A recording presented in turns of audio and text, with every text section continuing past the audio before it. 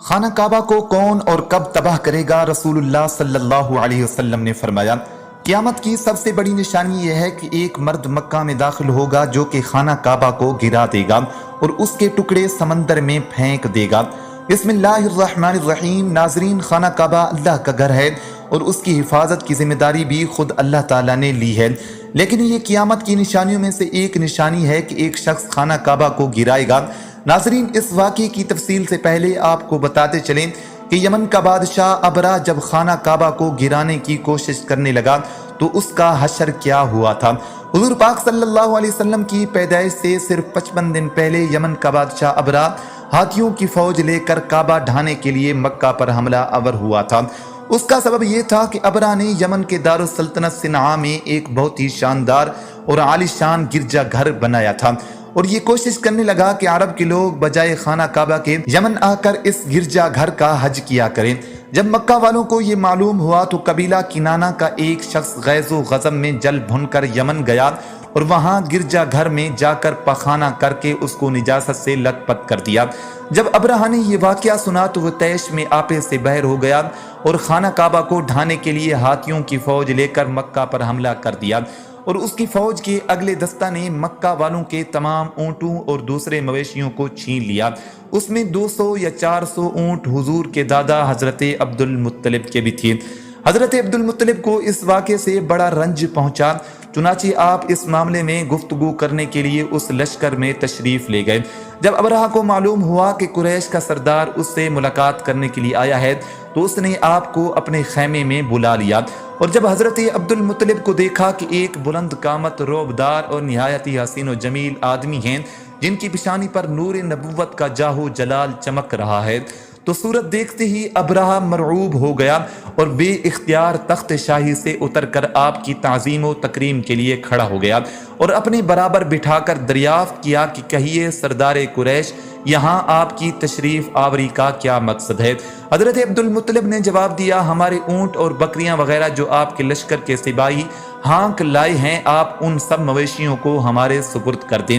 یہ سن کر ابرہ نے کہا، اے سردار قریش، میں تو یہاں سمجھتا تھا کہ آپ بہت ہی حوصلہ مند اور شاندار آدمی ہیں، مگر آپ نے مجھ سے اپنے اونٹوں کا سوال کر کے میری نظروں میں اپنا وقار کم کر دیا۔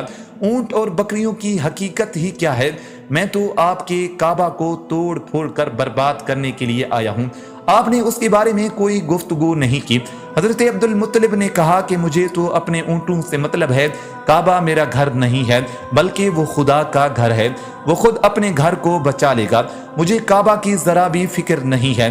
یہ سن کر ابرہ اپنے فرعونی لہجے میں کہنے لگا کہ اے سردار مکہ، سن لیجئے، میں کعبہ کو ڈھا کر اس کی اینٹ سے اینٹ بجا دوں گا اور روئے زمین سے اس کا نام و نشان مٹا دوں گا، کیونکہ مکہ والوں نے میرے گرجا گھر کی بڑی بے حرمتی کی ہے، اس لیے میں اس کا انتقام لینے کے لیے کعبہ کو مسمار کر دینا ضروری سمجھتا ہوں۔ حضرت عبد المطلب نے فرمایا کہ پھر آپ جانیں اور خدا جانے میں آپ سے سفارش کرنے والا کون ہوتا ہوں۔ اس گفتگو کے بعد ابرہ نے تمام جانوروں کو واپس کر دینے کا حکم دے دیا اور عبد المطلب تمام اونٹوں اور بکریوں کو ساتھ لے کر اپنے گھر چلے آئے اور مکہ والوں سے فرمایا، تم لوگ اپنے اپنے مال مویشیوں کو لے کر مکہ سے باہر نکل جاؤ اور پہاڑیوں کی چوٹیوں پر چڑھ جاؤ۔ مکہ والوں سے یہ کہہ کر پھر خود اپنے خاندان کے چند آدمیوں کو ساتھ لے کر خانہ کعبہ میں گئے اور دروازے کا حلقہ پکڑ کر انتہائی بے قراری اور گریہ زاری کے ساتھ باری تعالیٰ کے گھر میں اس طرح دعا مانگنے لگے کہ اے اللہ، بے شک ہر شخص اپنے اپنے گھر کی حفاظت کرتا ہے، لہذا تو بھی اپنے گھر کی حفاظت فرما اور صلیب والوں کے مقابلے میں اپنے اطاعت شعاروں کی مدد فرما۔ حضرت عبد المطلب نے یہ دعا مانگی اور اپنے خاندان والوں کو ساتھ لے کر پہاڑ کی چوٹی پر چڑھ گئے اور خدا کی قدرت کا جلوہ دیکھنے لگے۔ ابرہ جب صبح کو کعبہ ڈھانے کے لیے اپنے لشکر جرار اور ہاتھیوں کی قطار کے ساتھ آگے بڑھا اور مقام مخمس میں پہنچا تو خود اس کا ہاتھی جس کا نام محمود تھا ایک دم بیٹھ گیا۔ ہر حربے استعمال کیے اور بار بار للکارا مگر ہاتھی نہیں اٹھا۔ اس حال میں قہر الہی ابابیلوں کی شکل میں نمودار ہوا اور ننھے ننھے پرندے جن کی چونچ اور پنجوں میں 3 کنکریاں تھیں سمندر کی جانب سے حرم کعبہ کی طرف آنے لگے۔ अबाबिलों के इन लश्करों ने अब्राहा फौजियों पर इस जोर व शोर से संगबारी शुरू कर दी कि आन की आन में अब्राहा के लश्कर और उसके हाथी समेत नीचे गाड़ दिए गए।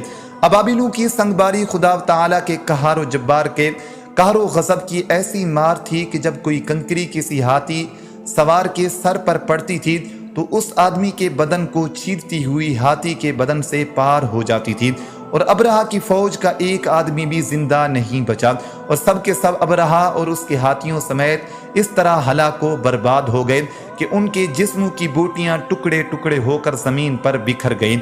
चुनाचे कुरान मजीद की सूरत फील में खुदावंदे कुंदूस ने इस वाक़े का जिक्र करते हुए इरशाद फरमाया, ए महबूब, क्या आपने ना देखा कि आपके रब ने उन हाथी वालों का क्या हाल कर डाला? क्या उनको तबाही में ना डाला? जब अब्राहा और उसके लश्करों का ये अंजाम हुआ तो अब्दुल मुत्तलिब पहाड़ से नीचे उतरे और खुदा का शुक्र अदा किया। उनकी इस करामत का दूर दूर तक चर्चा हो गया और तमाम अहले अरब उनको एक खुदा रसीदा बुजुर्ग की हैसियत से काबिल एहतराम समझने लगे। तो नाजरीन, अब आपको उस वाक़े के बारे में बताते हैं जो क़यामत के नज़दीक पेश आएगा और जिसके बारे में हज़रत मोहम्मद सल्लल्लाहु अलैहि वसल्लम ने फरमाया था। बुखारी शरीफ में है कि कुर्बे क़यामत के वक़्त हज़रत ईसा अलैहिस्सलाम के पर्दा करने के बाद जब लोगों के सीनों से कुरान पाक उठा लिया जाएगा तो उसके बाद वो बदबख्त हबशी खाना काबा को गिराएगा। इस हदीस पाक में अफज लफ्ज़ का इस्तेमाल हुआ है। अफज का माना है जो अकड़ता हुआ चले या चलने में उसके दोनों पंजे नज़दीक रहें और दोनों एड़ियों में फासला रहे। दूसरी रिवायत में है कि उसकी आंखें नीली, नाक फैली हुई होगी और पेट बड़ा होगा।